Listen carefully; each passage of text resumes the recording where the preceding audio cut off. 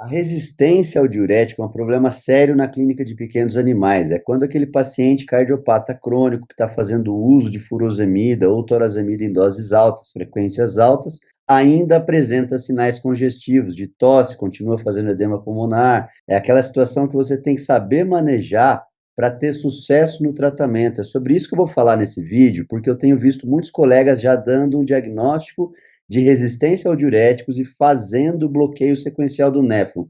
Eu já vou te explicar como é, tudo desenhadinho, como você está acostumado. Mas antes eu quero convidar você a clicar, curtir esse vídeo para a plataforma já entregar para mais gente, porque aqui você sabe que tem conteúdo de valor.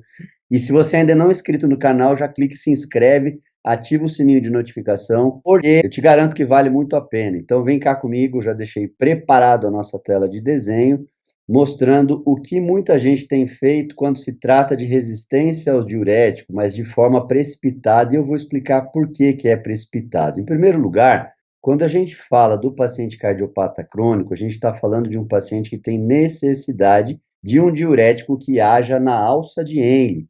Então, diurético de alça, ele vai agir aqui no ramo ascendente espesso da alça de Henle. Quais são os diuréticos de alça? A gente tem dois na prática clínica, a furosemida e tem também a torazemida, que entrou para ficar porque tem diversas vantagens. Aliás, eu já comentei isso em um outro vídeo aqui mesmo no meu canal. E também tem o uso da espironolactona, que é um diurético poupador de potássio, mas aqui a gente não usa para fins diuréticos. A espironolactona é simplesmente para reduzir a ação da aldosterona, porque ela tem efeitos pró-fibróticos, pró-inflamatórios, então é uma dose baixa, inclusive, só para inibir a aldosterona.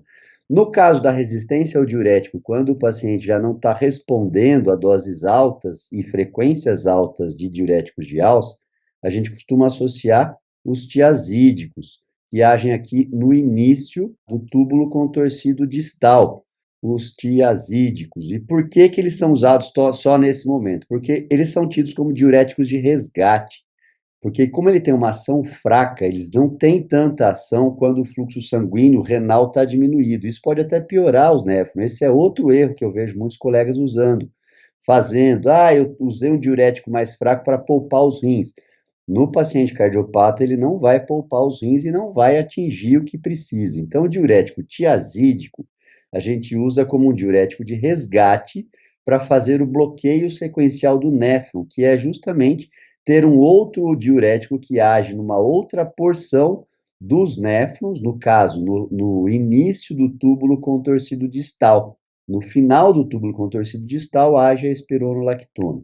Mas antes da gente decretar que o paciente tem resistência ao diurético e fazer o uso de diurético de resgate, associar o tiazídico à furosemida ou torazemida e à espironolactona, a gente tem que fazer algumas considerações. Por quê?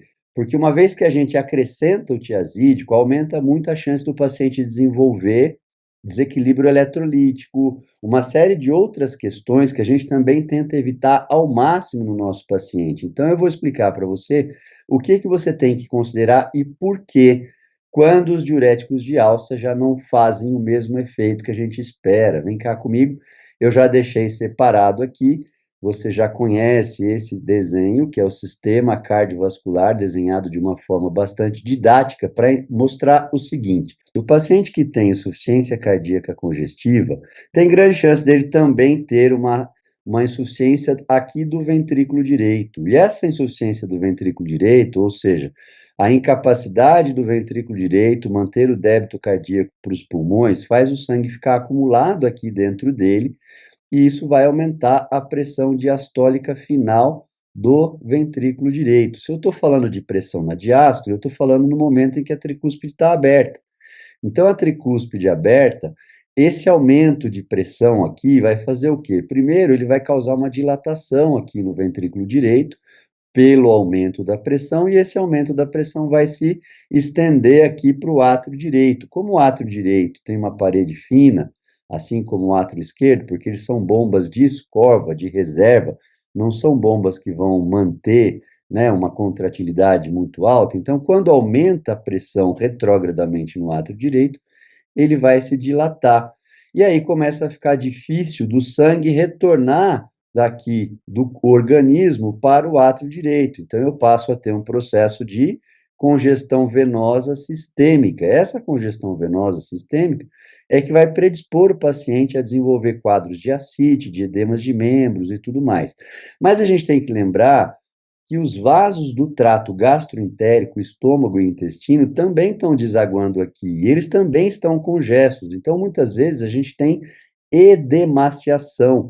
O plasma dessas veias gastroentéricas vai extravasar e provocar edemaciação de mucosas e submucosas de estômago e intestino, reduzindo a absorção de qualquer medicação e alimentação que venha por via oral. Portanto, o diurético que pode não estar fazendo efeito não é porque os rins já não estão respondendo, mas sim porque o diurético não está conseguindo chegar aos rins porque ele não está sendo absorvido na concentração necessária. Então, antes de decretar resistência ao diurético e prescrever um diurético de resgate, que no caso seria o tiazídico, convém você fazer uma manobra que é mudar um pouquinho a administração do diurético. Então, ao invés de prescrever por via oral, faça intramuscular ou intravenoso por 2 ou 3 dias. Pede para o paciente ficar hospitalizado, nem que seja só durante o dia na sua clínica, no seu serviço, porque aí, ao receber essa medicação por via parenteral, a gente garante que o diurético chegue aos rins, que os rins aumentem um pouco a diurese e reduzam um pouquinho essa sobrecarga venosa. E aí, na continuidade, ele volta a absorver a medicação por via oral. Você está cuidando do paciente, cuidando, inclusive, porque, não se esqueça, o diurético de resgate associado, ele aumenta a chance de desequilíbrio eletrolítico, que vai aumentar pH, vai aumentar todos os equilíbrios que os rins cuidam. Se essa dica fez sentido para você, mais uma vez eu te convido a se inscrever no canal e te convido também a clicar no link abaixo, porque nesse link é para você entrar para uma fila de espera para os meus cursos, que eu abro com relativa frequência. Mas como não está sempre aberto, muitas vezes costuma encher de aluno, e aí eu tenho que fechar a inscrição dos cursos antes. Então, a minha prioridade é sempre para quem estiver inscrito na minha lista de espera.